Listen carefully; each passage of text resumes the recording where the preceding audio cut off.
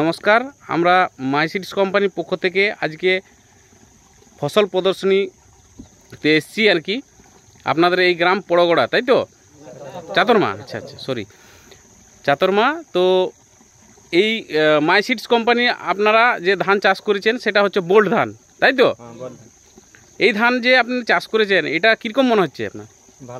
ভালো। ফলন ভালো হয়েছে? শীষও তো আমরা দেখতে পাচ্ছি খুব ভালো, নাকি? আচ্ছা, এটা রিসার্চ ধান, কিন্তু শীষগুলো যা আছে, যা ফলন দেখা যাচ্ছে তাতে হাইব্রিডের সাথে কম্পেয়ার করবে। এই ধান 125 দিনের ধান।